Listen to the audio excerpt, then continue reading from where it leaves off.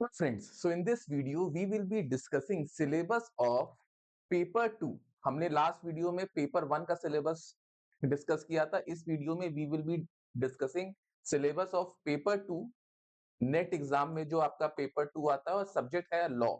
Paper 1 is common for all the subjects, उसका syllabus हमने देख लिया था। पेपर 1 में teaching aptitude, computer technology, research aptitude, maths, reasoning, data interpretation, ये सब आता है। पेपर 2 आपका सब्जेक्ट स्पेसिफिक होता है, जो भी आपका सब्जेक्ट है मास्टर्स का, उसके बेसिस पे आपको नेट देना है। ठीक है, तो अभी हम लोग लॉ का बना रहे हैं, तो नेट पेपर 2 लॉ का syllabus we will be discussing. Alright, तो सबसे पहला इसमें 10 यूनिट्स हैं और इसमें कुछ टॉपिक्स आपके इंपॉर्टेंट हैं। ओवरऑल आपको सभी कुछ पढ़ना है, बट कुछ टॉपिक से ज्यादा क्वेश्चंस आते हैं, so we will be discussing that. All together paper 2 में we will be having 100 MCQs. ठीक है, पेपर 1 में जैसे 50 एमसीक्यूज होते थे, पेपर 2 में 100 एमसीक्यूज होंगे। So 100 MCQs will be out of 10 units which are given here. तो यूनिट नंबर 1, पहला jurisprudence, very important. Jurisprudence is the unit number 1। इससे बहुत सवाल आते ही आते हैं। Nature and sources of law, school of jurisprudence is very important. Legal personality is very important. Concept of property ownership and possession, very important. इन सबसे question आने ही आना है। लीगल पर्सनालिटी में जितने भी ज्यूरिस्ट हैं, चाहे वो ऑस्टिन हो और भी जो ज्यूरिस्ट हो, कांट हो, उनकी लीगल लाइफ के बारे में, उनकी पर्सनल लाइफ के बारे में, कौन पहले आया था उसको उसको एक ऑर्डर में लगाने के लिए, ये सारी चीजें इसमें आती है। School of jurisprudence is very important.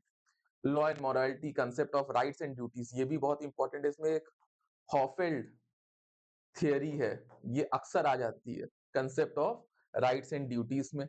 फिर law, poverty and development, global justice, modernism and post modernism. But ये सारे टॉपिक्स मतलब आ तो आपको पढ़ना सभी है, बट इन सारे टॉपिक से अक्सर करके क्वेश्चंस पूछे जाते हैं। ऑलराइट, लीगल पर्सनालिटी हो गया, प्रॉपर्टी ओनरशिप पोजीशन हो गया, कंसेप्ट ऑफ लाइबिलिटी हो गया, है ना। जो स्कूल ऑफ ज्यूरिस्प्रूडेंस है, ऑस्टिन और ये सारे स्कूल क्या है, इनके बारे में आपकी अच्छी पकड़ होनी चाहिए, अच्छी नॉलेज होनी चाहिए। तो unit 1 is about jurisprudence. Unit 2 आपका ये समझ लीजिए ज्यूरिस और कॉन्स्टिट्यूएंट एडमिन लॉ से एंड इंटरनेशनल लॉ से, फर्स्ट 3 यूनिट से काफी हद तक क्वेश्चंस आपके बन जाते हैं। Alright, so constitutional and administrative law is very important topic. इसमें आपका सबसे इंपॉर्टेंट जो आप मिस ही नहीं कर सकते, ये तो आपको एकदम बाय हार्ट पढ़ लेना है, preamble, fundamental right and DPSP. Preamble, fundamental right and directive principle of state policy, ये तो आपको बाय हार्ट करना है। इसे सारे केस लॉस करने हैं, अच्छे से ये पढ़ना है। ठीक है, बाकी union and state executive and their inter relationship, union and state legislature and distribution of legislative power, judiciary से भी क्वेश्चंस आता है, बहुत इंपॉर्टेंट है ये भी। इसमें जुडिशरी और judicial review of administrative actions के ग्राउंड्स, ये टॉपिक भी इंपॉर्टेंट है। ठीक है, इमरजेंसी से भी आ जाता है, temporary transition and special provision is in respect of certain state. इसमें आपको आर्टिकल्स दे देंगे और आपको मैच करना पड़ेगा कि कौन सा आर्टिकल किस स्टेट को स्पेशल प्रेफरेंस देता है कॉन्स्टिट्यूशन में। फिर इलेक्शन कमीशन ऑफ इंडिया पे कुछ केस लॉस पे आ जाएगा, उसको फिट करना होगा, इस पे क्वेश्चंस आ सकते हैं। Nature, scope and importance of administrative law, principle of natural justice में स्टेटमेंट बेस्ड क्वेश्चंस आ सकता है। ऑलराइट, तो ये यूनिट बहुत इंपॉर्टेंट है और इस यूनिट में बहुत कुछ भी पढ़ने को। तो अगर आप स्ट्रेटेजिकली पढ़ते हो, जो क्वेश्चंस आते हैं उस टाइप से पढ़ते हो, हमारा पेड वर्जन लेते हो, नोट्स लेते हो, तो आपका एक काफी अच्छा गाइडेंस मिल जाएगा। ठीक है, then we have unit 3, public international law and humanitarian law. ठीक है, तो इसमें सबसे पहला तो यही है, इंटरनेशनल लॉ क्या है, उसका definition, international law definition, nature, basis, sources of international, बहुत इंपॉर्टेंट टॉपिक है ये। This is very important topic. Recognition of states and government, this is also a very important topic. ये भी आपका नेशनैलिटी, इमाइग्रेंट्स, रेफ्यूजीज, इस पे भी क्वेश्चंस आ जाते हैं। एक्सट्रेडिशन एंड असाइलम, ये बहुत इंपॉर्टेंट, जैसे अगर मोस्ट इंपॉर्टेंट में देखा जाए तो ये सारे जो मैं डबल टिक कर रहा हूँ बहुत इंपॉर्टेंट है। United Nations and it's organ, WTO is very important, settlement of international disputes, और इसमें ह्यूमन ह्यूमैनिटेरियन लॉ में, इंटरनेशनल ह्यूमैनिटेरियन लॉ में जो कन्वेंशंस है बहुत इंपॉर्टेंट है। कन्वेंशंस एंड प्रोटोकॉल, इसको मैच करने को बोल सकते हैं आपको, है ना? मैच द फॉलोइंग्स में आ सकते हैं। फिर क्या चैलेंजेस हैं? ठीक है, तो ये सारी चीजें इसमें इंपॉर्टेंट है। ये आपका यूनिट थर्ड हो गया, इंटरनेशनल लॉ।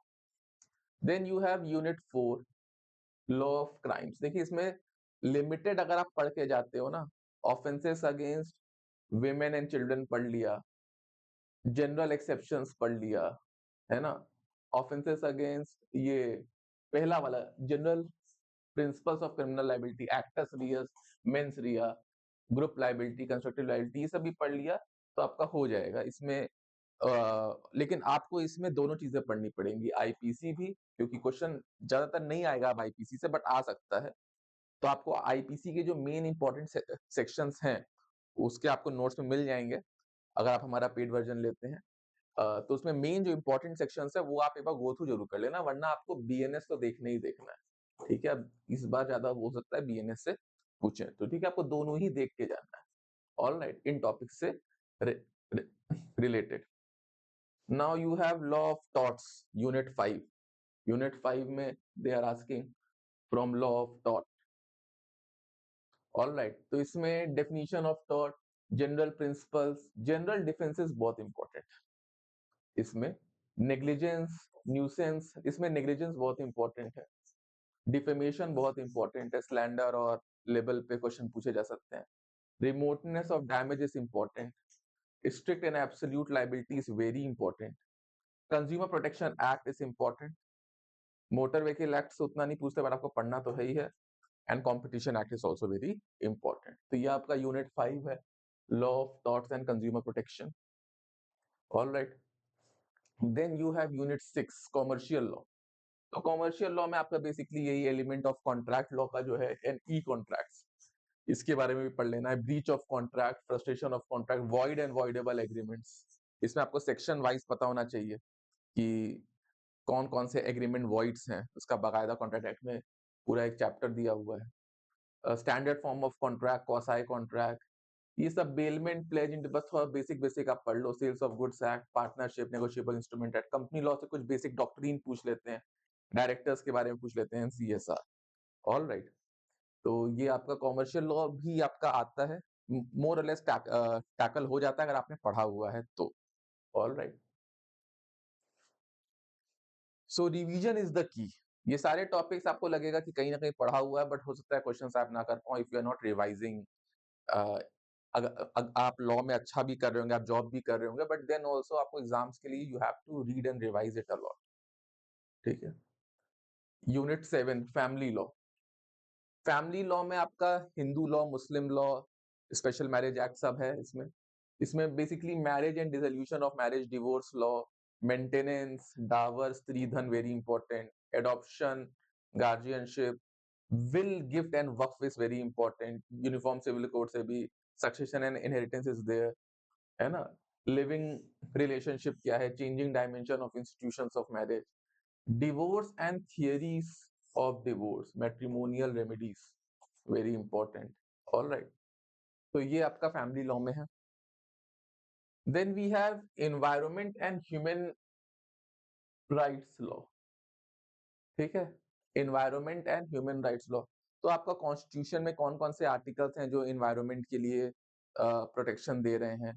ठीक है, इंटरनेशनल एनवायरमेंटल लॉ, या इसमें यूएन के जो कन्वेंशंस हैं वो बहुत इंपॉर्टेंट है। NGT is important, national green tribunal act में कौन कौन से ऐसे सेक्शंस उसमें मैच द फॉलोइंग में आ सकता है कि ये एनजीटी के पास पावर है अपना कंटेम्प्ट पास करने का, या वो सुओ मोटू इन केसेस में ले सकती है। ठीक है, और बाकी आपका एनवायरनमेंट में जो कॉन्स्टिट्यूशनल एंड लीगल फ्रेमवर्क है, जो भी एनवायरनमेंट से रिलेटेड एक्ट्स पास हुए हैं, जैसे फॉरेस्ट एक्ट से बहुत ज्यादा क्वेश्चन पूछते हैं आजकल। फॉरेस्ट एक्ट हो गया, आजकल काफी क्वेश्चंस पूछ रहे हैं। एनवायरनमेंट प्रोटेक्शन एक्ट हो गया, water act, air act, etcetera etcetera. ठीक है, एनवायरमेंटल इंपैक्ट असेसमेंट हो गया, और कॉन्स्टिट्यूशन में कौन कौन से आर्टिकल्स हैं रिगार्डिंग एनवायरनमेंट। ऑल राइट, तो ये सारे हैं। Group rights, protection and enforcement of human rights in India, तो इसमें एनएचआरसी के बारे में भी, क्योंकि इसमें ह्यूमन राइट्स लॉ भी है एनवायरनमेंट के साथ। तो इसमें ये बहुत इंपॉर्टेंट है, national human rights commission, national commission for minorities, अक्सर ये सवाल पूछते हैं, तो ये दोनों आपको काफी अच्छे से पढ़ लेना है। National human right commission, national commission for minorities, national commission for women, national commission for एससीज, national commission for STs, national commission for backward classes, ये सब आपके कॉन्स्टिट्यूशनल बॉडीज हैं। ये नहीं है, इसमें से कुछ कुछ कॉन्स्टिट्यूशनल बॉडीज है, एनएचआरसी जैसे नहीं है, ये स्टैट्यूटरी बॉडी है। तो कौन कौन से कॉन्स्टिट्यूशनल बॉडी है, कौन कौन से स्टैट्यूटरी बॉडी है, कब कौन इस्टेब्लिश हुआ था, ईयर वाइज आपसे पूछ सकते हैं, मैच द फॉलोइंग में या क्रोनोलॉजी ऑर्डर में सेट करने के लिए भी पूछ सकते हैं। ऑलराइट, सो यूनिट 8 ये हो गया।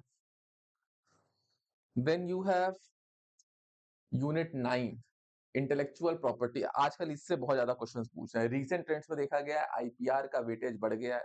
आपको बस इसमें थियरीज ऑफ आईपीआर पढ़नी है और conventions pertaining to intellectual property, ये सब अक्सर पूछा जा रहा है, ठीक है। बाकी लॉ ऑफ पेटेंट है, लॉ ऑफ ट्रेडमार्क है, बेसिक बेसिक जो इनके डेफिनेशन क्लॉज वाले सेक्शंस है ना, बस वही इन एक्ट में पढ़ लेना, डेफिनेशन क्लॉजेस, ठीक है। स्टार्टिंग के कुछ सेक्शंस अगर आप हमारा पेड वर्जन लेते हैं तो उसमें आपको नोट्स में मिल जाएगा, जो स्टार्टिंग के कुछ इंपॉर्टेंट जो सेक्शंस हैं बस वही पढ़ना है। Geographical indication is there, biodiversity, Indian traditional knowledge is there, cyber crime penalties and adjudication is there. Alright, then you have unit 10 comparative public law and systems of governance. तो आपको constitutional comparison various important country से करना होगा, comparative laws का relevance methodology, problems and concerns in comparison, forms of government क्या क्या होती हैं, presidential, parliamentary, unitary and federal, models of federalism, USA, Canada, India का फेडरलिज्म कैसे अलग है, rule of law, formal and substantive version, separation of powers, independence of judiciary, system of constitutional review, amendment of constitution, कैसे India में कैसा, US में कैसा, south Africa का भी पूछते हैं, ठीक है। ओम्बड्समैन स्वीडन, यूके, इंडिया का कैसा है, open government and right to information, USA, UK and India. तो इससे मैं आपको कंट्री वाइज दिया हुआ है कि इन कंट्रीज पे आपको फोकस करना है। तो अगर आप सिलेबस पढ़ लेते हो और फिर आप प्रिपरेशन करते हैं, सिलेबस मैं आपको बता दूं, नेट एग्जाम के लिए दो चीजें बहुत इंपॉर्टेंट है, first is syllabus, second is PYQ. Alright, syllabus is the most important thing for net exam, then PYQs, ये आपका गाइडेंस बनता है एग्जाम के लिए, ठीक है। तो सिलेबस और पीवाईक्यू के हिसाब से आपको डायरेक्टेड वे में प्रिपरेशन करनी है, और जो हमारे नोट्स हैं वो आपके सिलेबस और पीवाईक्यू के हिसाब से ही बने हुए। ऑल राइट, सो अब आप लोग अपनी प्रिपरेशन स्टार्ट करिए, ज्यादा टाइम नहीं बचा है, there is a lot of things to study. If you need are paid notes, इन सब के अगर आपको नोट्स चाहिए, it is available for ₹999। Paper 1 का भी, पेपर 2 का भी नोट्स आपको मिल जाएगा। You have to contact on 8750121938। Okay, so thank you all the best, आप लोग अच्छे से पढ़ाई कीजिए, all the very best, thank you.